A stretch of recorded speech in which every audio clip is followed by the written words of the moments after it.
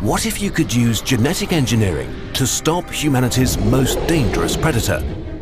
The deadliest animal on the planet, responsible for the death of billions, the mighty mosquito. Along with other diseases, it plays host to malaria, one of the cruelest parasites on Earth, possibly the single biggest killer of humans in history. In 2015 alone, hundreds of millions were infected and almost 500,000 people died. A new technology could help us eradicate malaria forever. But to do so, we need to engineer a whole animal population. This is not a hypothetical problem.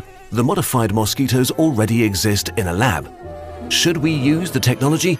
And is malaria bad enough to risk it?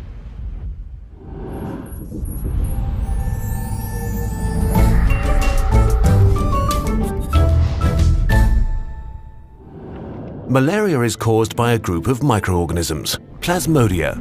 Very weird microorganisms that consist of just a single cell. They're parasites that completely rely on mosquitoes. Malaria always starts with an insect bite. In its salivary glands, thousands of sporozoites wait until the insect penetrates your skin. Immediately after invading you, they head for the liver, where they quietly enter big cells and hide from the immune system. For up to a month, they stay here in stealth mode, consuming the cells alive and changing into their next form, small, drop-like merozoites. They multiply, generating thousands of themselves, and then burst out of the cells. So thousands of parasites head into the bloodstream to look for their next victims, red blood cells. To stay unnoticed, they wrap themselves in the membranes of the cells they killed. Imagine that! Killing someone from the inside and then taking their skin as camouflage. Brutal. They now violently attack red blood cells, multiplying inside them until they burst, then finding more red blood cells, and this cycle repeats over and over. Pieces of dead cells spread lots of toxic waste material, which activates a powerful immune response, causing flu-like symptoms. Among the symptoms are high fever, sweats and chills, convulsions, headaches, and sometimes vomiting and diarrhea. If malaria breaches the blood-brain barrier, it can cause coma, neurological damage, or death. The parasites are ready for evacuation now. When another mosquito bites the infected human, they get a ride. The cycle can start over. In 2015, the Zika virus, which causes horrible birth defects if it infects pregnant women, spread rapidly into new areas around the globe. It too is carried by a mosquito. The mosquito is the perfect carrier for human diseases. They've been around for at least 200 million years. There are trillions of them, and a single one can lay up to 300 eggs at a time. They are practically impossible to eradicate and the perfect parasite taxi. But today we have new revolutionary technology that could enable us to finally win the war against them. CRISPR. For the first time in human history, we have the tools to make fast, large-scale changes to entire species, changing their genetic information as we please. So, instead of attacking isolated groups of insects, why not just change the types that transmit diseases? Using genetic engineering, scientists successfully created a strain of mosquitoes that are immune to the malaria parasite by adding a new antibody gene that specifically targets Plasmodium. These mosquitoes will never spread malaria.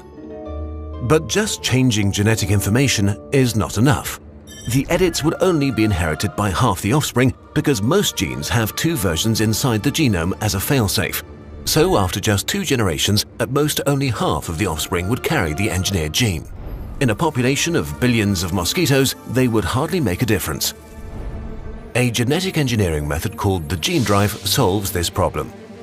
It forces the new gene to become dominant in the following generations, overpowering the old gene almost completely. Thanks to this twist, 99.5% of all the engineered mosquitoes' offspring will carry the anti-malaria edit.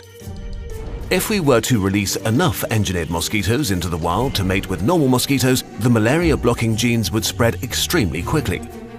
As the new gene becomes a permanent feature of the mosquito population, Plasmodium would lose its home base. Scientists hoped that the change would be so fast that they could not adapt to it quickly enough. Malaria could virtually disappear. If you take into account that nearly 500,000 children are killed by it every year, about 5 have died since this video started. Some scientists argue that we should use the technology sooner rather than later. The mosquitoes themselves would probably only profit from this. They don't have anything to gain from carrying parasites. And this might only be the first step. Malaria might just be the beginning. Different mosquitoes also carry dengue fever and Zika. Ticks transmit Lyme disease. Flies transmit sleeping sickness. Fleas transmit the plague. We could save millions of lives and prevent suffering on an unbelievable scale. So, why haven't we done this yet? For one, CRISPR editing is barely 4 years old, so until very recently, we just couldn't do it as fast and easily. And there are valid concerns. Never before have humans consciously changed the genetic code of a free living organism on this scale. Once we do it, there is no going back.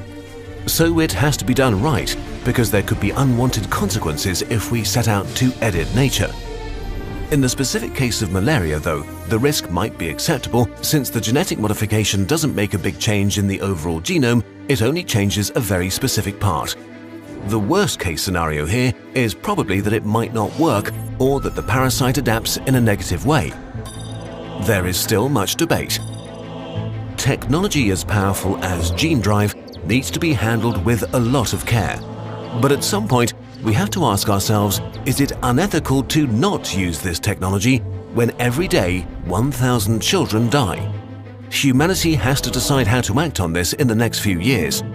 The public discussion is way behind the technology in this case. What do you think?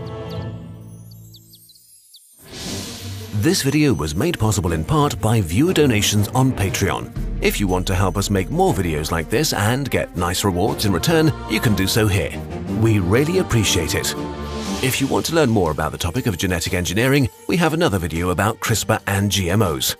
And in case that's too much biology for you, here's a space playlist.